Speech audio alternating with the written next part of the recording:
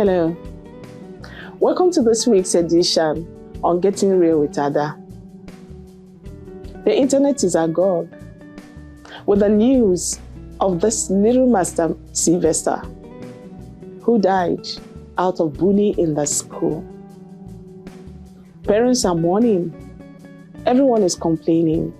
Everybody is bittered for such a painful death. My heart goes to the parents. Accept my condolence. It is indeed painful. I mean, it feels like paying some people or certain people some amount of money to kill your own child. It's painful indeed. But I tell you something, what is happening now is appearing as if that is the first. It's happening every day. So many children are going through a lot of things. But I must tell you, not only in the boarding schools, even in the day school. The question is that, what is going on? I know you've heard so much about the story, so I'm not going into that. We are only going to discuss the way out. What are we going to do?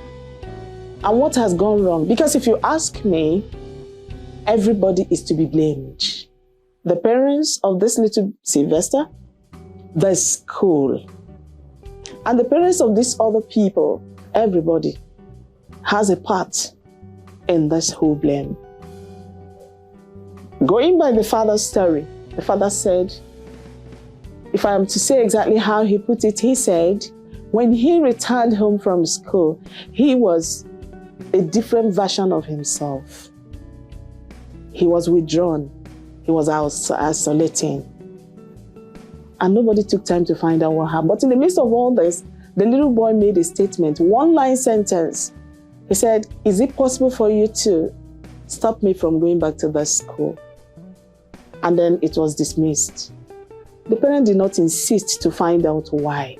If you ask me, that one singular sentence is a full sermon of its own.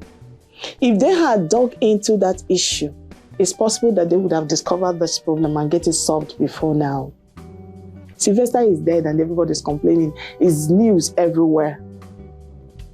Children are going through terrible things in the hands of some other people they call so-called seniors in school. The foundation, the problem is homes. Let me start by the way we treat our house helps in the presence of our children. They are seeing it, and that is when they develop this kind of wicked attitude that they exhibit on the lives of others when they get back to school.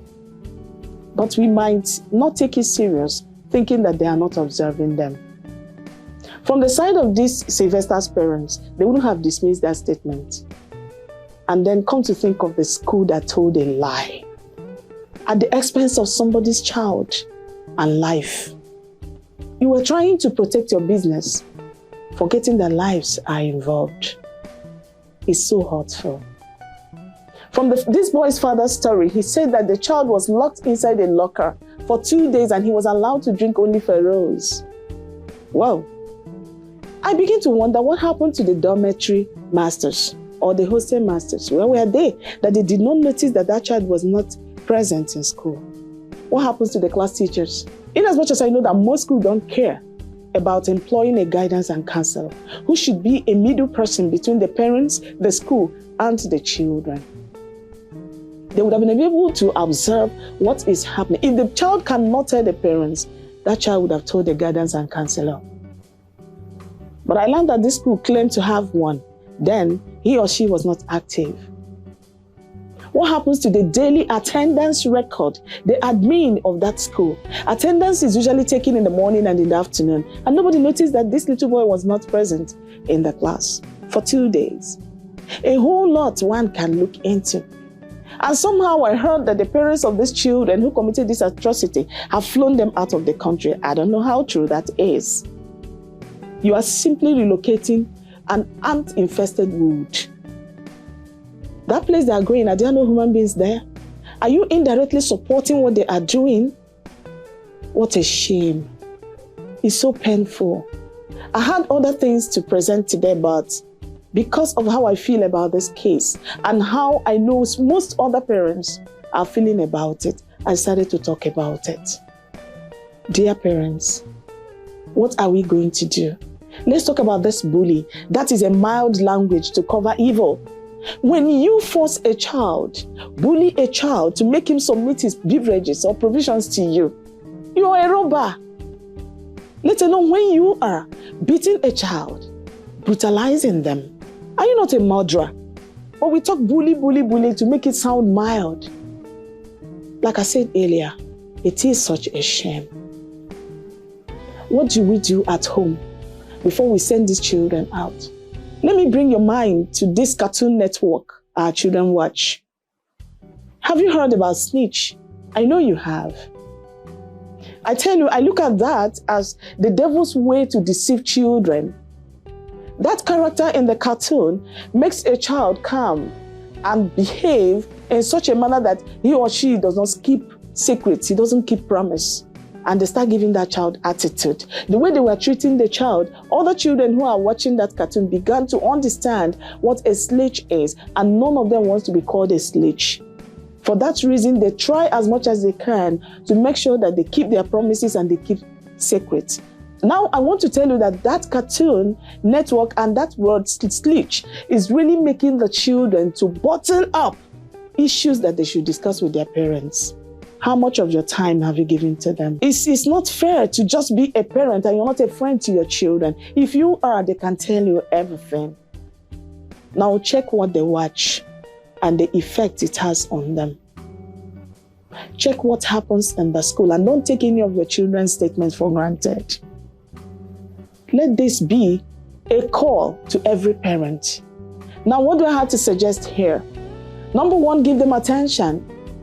Make sure they are your friends and they can tell you anything. And out of that which they are telling you, can correct them. Visit their school. Make friends with the teachers.